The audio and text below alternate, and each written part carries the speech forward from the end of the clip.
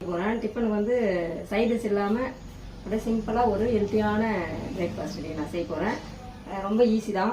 சப்பாத்தி மாவு ஒரு கப் எடுத்து வச்சுருக்கேன். அதை நெய் கொஞ்சம் போட்டுக்கலாம். அடுத்தது பார்த்திங்கன்னா கொஞ்சமாக சீரகம், சும்மா இவ்வளோ சீரகம் போட்டால் போதும். குளிர்ச்சிக்காக பெருங்காயத்தூள், மிளகுத்தூள், மிளகாத்தூள், மாவுக்கு தகுந்த மாதிரி சால்ட் சேர்த்துக்கோங்க. அடுத்தது கேரட் வந்து ஒரு கேரட்டு பொடியாக கட் பண்ணி வச்சுருக்கேன். பீட்ரூட் வந்து கொஞ்சமாக ஒரு சின்ன பீட்ரூட் பொடியாக கட் பண்ணி வச்சுருக்கிறேன். இது வந்து ஸ்ப்ரிங் ஆனியன், வெங்காயத்தாள் வந்து பொடியாக கட் பண்ணி வச்சுருக்குறது. இது எல்லாத்தையுமே சேர்த்துக்கலாம்.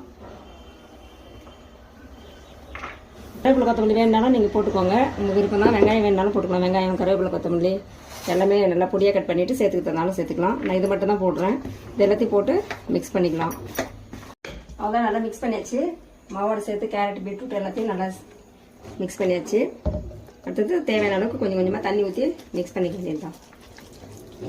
கோட்டஸில் இருக்கும்போது தேரதூன், டெல்லியிலலாம் நான் கோட்டஸில் இருக்கும்போதுலாம் அந்த சைட்லாம் இந்த மாதிரி தான் நிறைய ஹெல்த்தியான ஃபுட் தான் சாப்பிடுவாங்க. இதுக்கே கூட வந்து டீ, சாயன்னு சொல்லிட்டு சாயை கூட இதை சாப்பிட்ருவாங்க.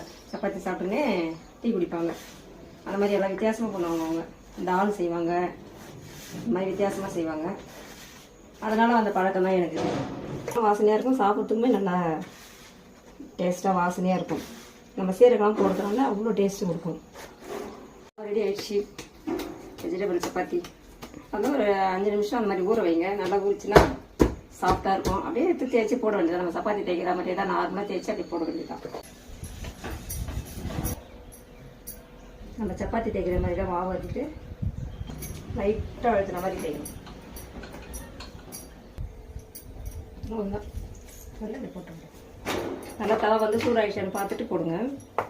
அதெல்லாம் சிம்மில் வச்சுட்டு அதுக்கப்புறம் திருப்பி போட வேண்டியதான்.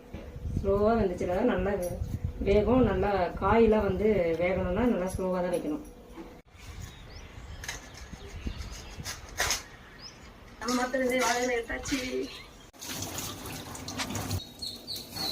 இந்த மேலே நல்லா அப்ளை பண்ணாதான் அது நல்லா வேகும். காயெல்லாம் நீங்கள் துருவிட்டு போடுறதுனால போடலாம், பொடியாக கட் பண்ணிவிட்டு போடணும். நான் அதில் போடுறதுனால இன்னும் கூட நல்லா பொடியாக கட் பண்ணலாம்.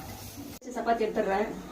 நான் வந்து உடம்பு சரியில்லாமல் இருந்ததுனால வந்து ஒரு வருஷமாக வீடியோ போடாமல் இருந்தேன். ஒரு வருஷமாக முடியல, ஏதாவது காரணத்தினால தடங்கலாகிட்டே இருந்துச்சு. அதனால் முடியாமச்சு. இடையில வேறு உடம்பு ரொம்ப முடியாமல் ஆயிடுச்சு. ஒரு மாதமாக அட்மிட்டில் இருந்தேன். அதனால் வீடியோ போட முடியாமல் ஆயிடுச்சு. இப்போ வந்து நான் வந்து போடணுன்னு விருப்பப்பட்டு நான் போடுறேன். எல்லாரும் வீடியோ பாருங்கள். சப்ஸ்கிரைப் பண்ணாமல் இருந்துருங்க, சப்ஸ்கிரைப் பண்ணுங்கள், சப்போர்ட் பண்ணுங்கள். தேங்க்யூ.